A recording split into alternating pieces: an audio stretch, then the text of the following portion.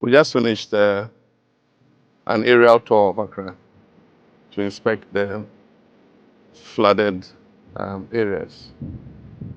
Unfortunately, the flooding has been very extensive today for several reasons. There's climate.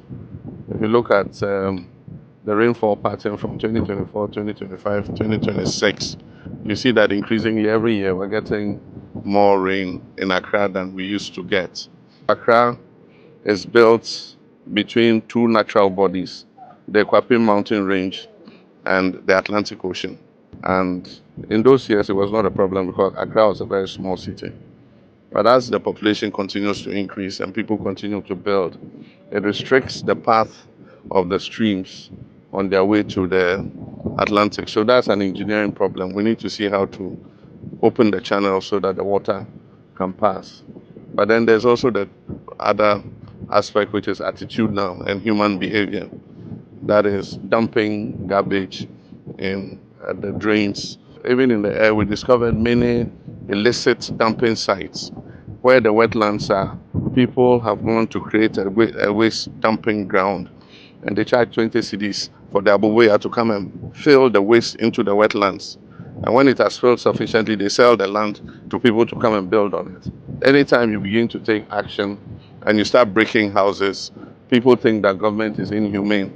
But when the problem arises like this flood, it affects everybody. And so all of us have been affected because of the conduct of a few people blocking the channels and preventing the water from passing. And so we'll call a National Security Council meeting. We're asking every district to identify, together with the Works and Housing Ministry, where the blockages in the channels are as they pass through the district assemblies, so that we can earmark those places for removal.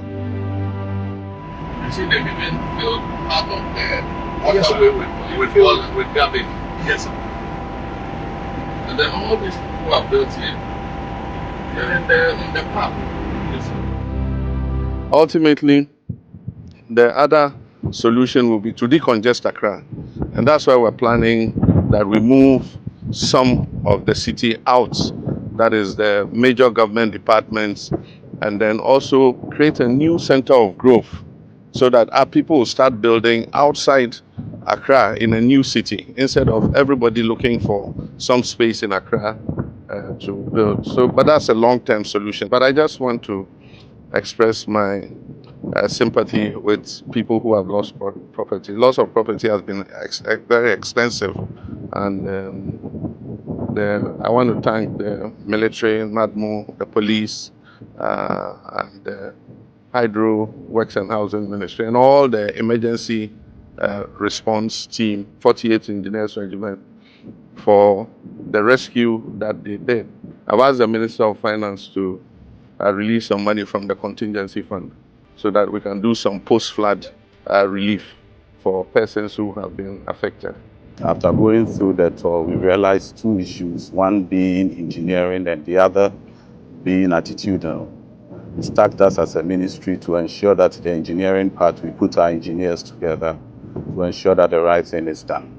And also ensure that the good people of Ghana also do the right thing to ensure that at the end of the day, we'll be able to get the best for our good country, Ghana. But let us change our attitude and let us find a permanent solution to this Accra flooding problem. We shouldn't become like the vulture who, anytime it is raining, he says as soon as it stops raining, he will repair his roof. And then as soon as it stops raining, he says, oh, it has stopped raining, so there's no need to repair the roof. This time should be different.